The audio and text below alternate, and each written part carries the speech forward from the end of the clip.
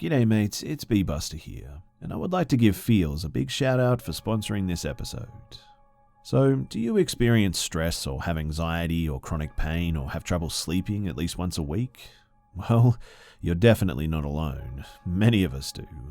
Personally too, I really struggle to get enough sleep at night and turn my mind off, if you catch my drift. And I was searching for anything that would help, and then I discovered Feels. Feels is premium CBD delivered directly to your doorstep. Feels naturally helps reduce stress, anxiety, pain, and sleeplessness, and now that I'm taking Feels, I am sleeping a lot better. All you have to do is place a few drops of Feels under your tongue and feel the difference within minutes. The thing to remember about CBD though is that finding your right dose is really important, and everyone's dose is different, so leave room to experiment over the course of a week or so. You may need to take more or less to get the effects that you're after. And are you new to CBD? Well, Feels offers a free CBD hotline to help guide your personal experience. And Feels works naturally to help you feel better. There's no high, hangover, or addiction. You can also join the Feels community to get Feels delivered to your door every month. You'll save money on every order, and you can pause or cancel anytime. Feels has me feeling my best every day, and it can help you too. Become a member today by going to feels.com/scared, and you'll get 50% off your first order with free shipping. That's feals.com/scared to become a member and get 50% automatically taken off your first order with free shipping. feals.com/scared.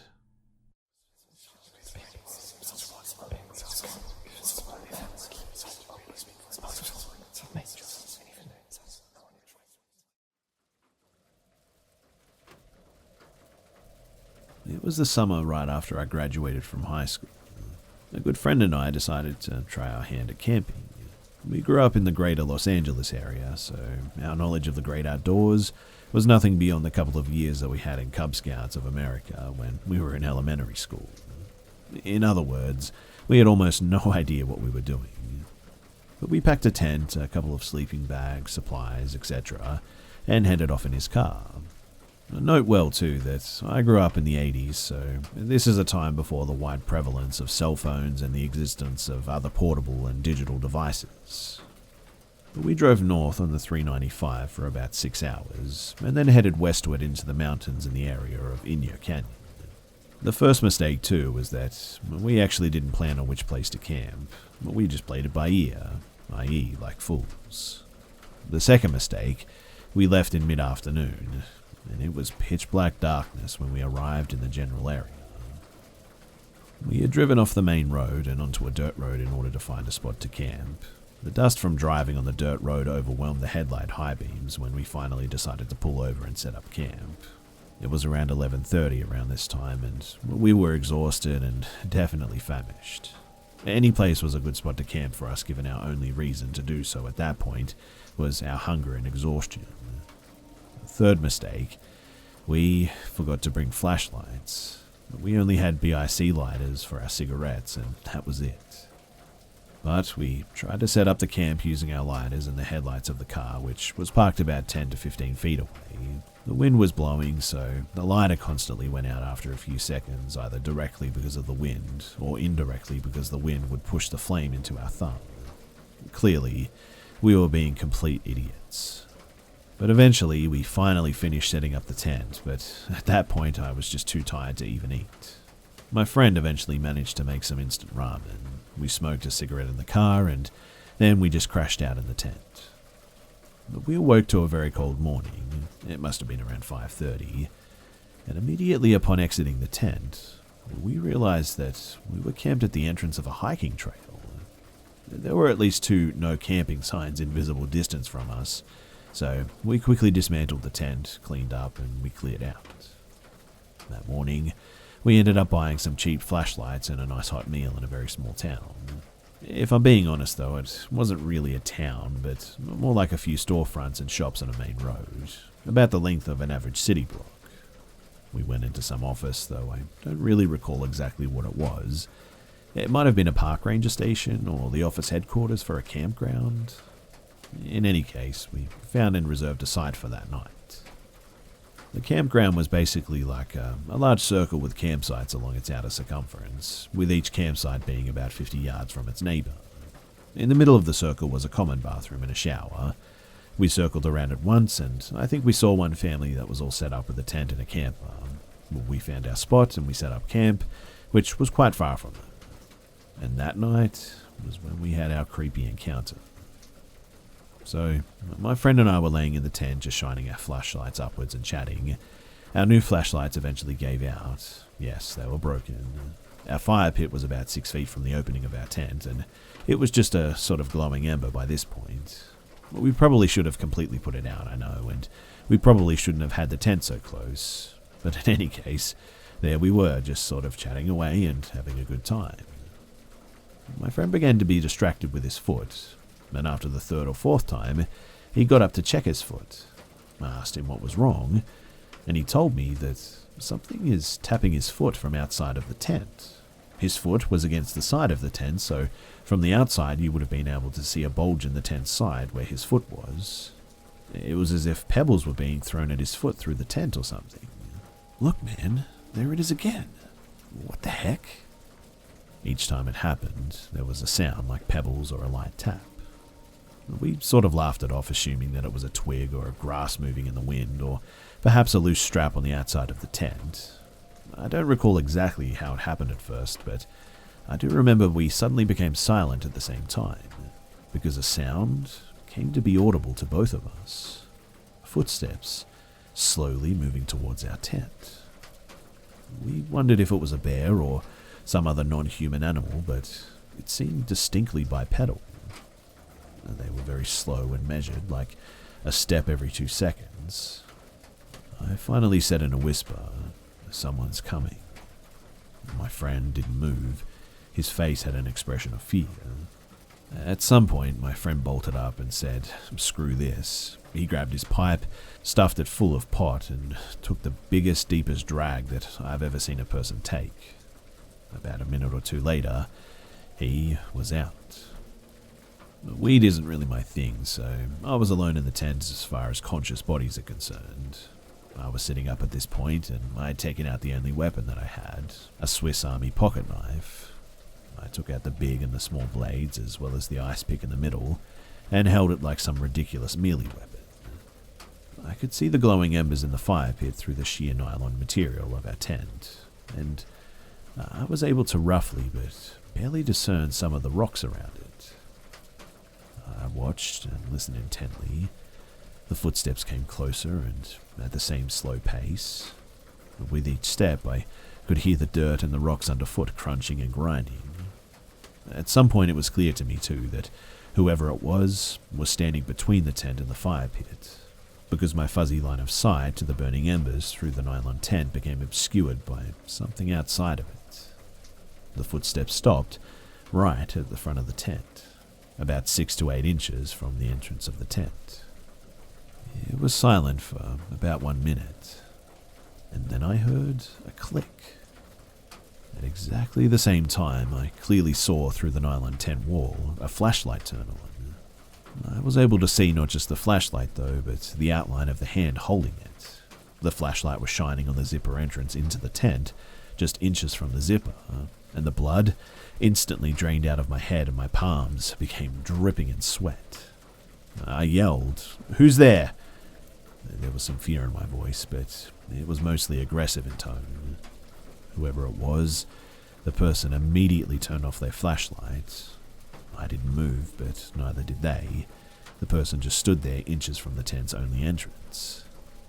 My friend is out, totally unaware of what's going on. Nevertheless, I pretend that he was still awake and whispered just loud enough to be audible to our visitor. "Yeah, it's loaded. There's one in the chamber," as if my friend was awake and asked me about our gun. The fourth mistake, though, was that we didn't actually have a gun or any real weapon for self-defense.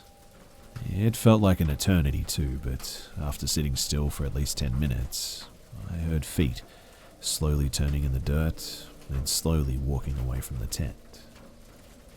I stayed up the whole night that night, and it wasn't until the light of dawn came through the tent that I finally The heat inside the tent woke us up, and it was near noon by this point. We went outside to inspect the site, but we found nothing missing. However, we did find footprints leading away from our campsite and outside the campground. And I can assure you that that was the last time that I ever camped in a tent.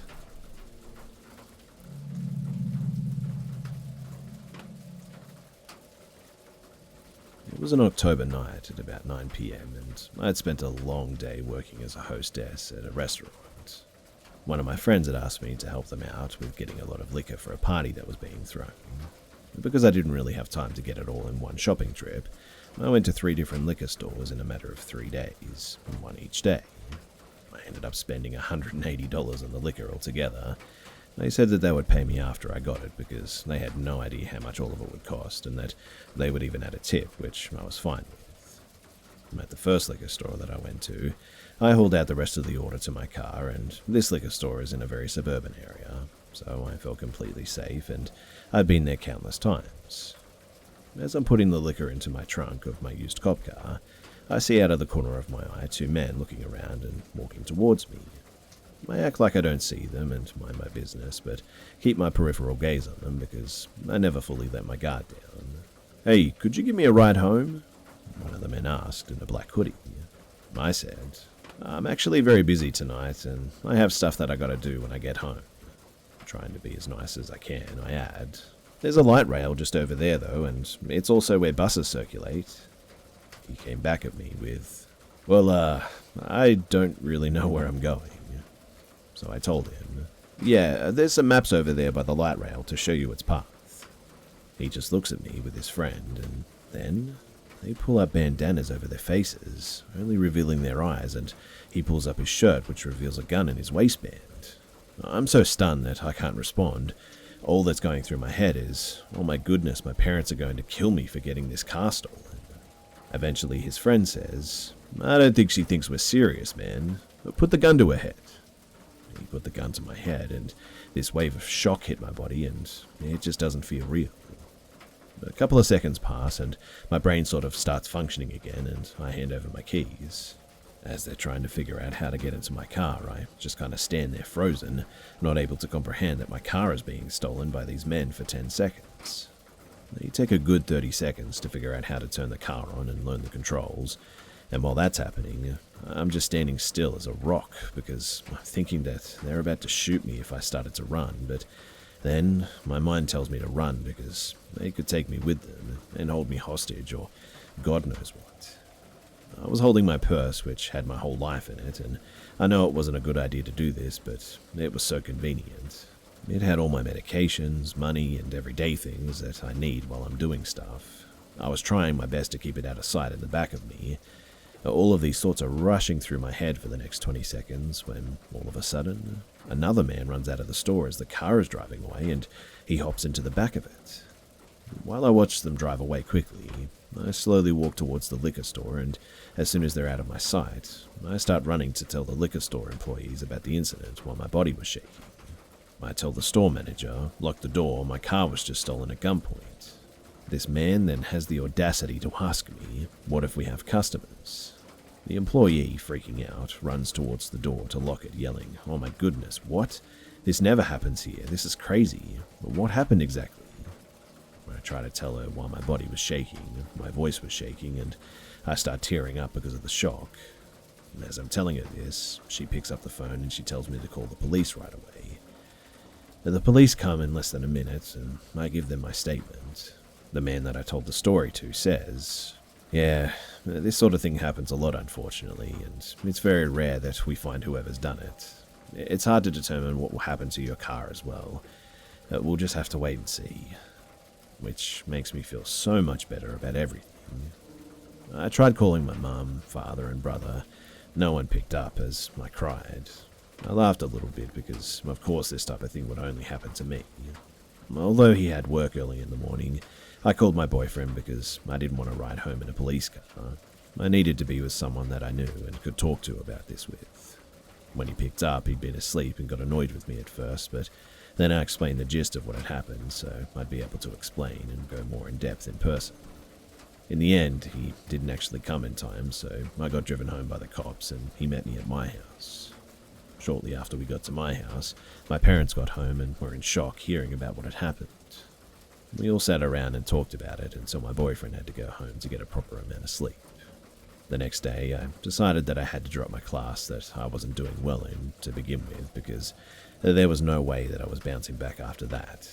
I just needed some time to recuperate.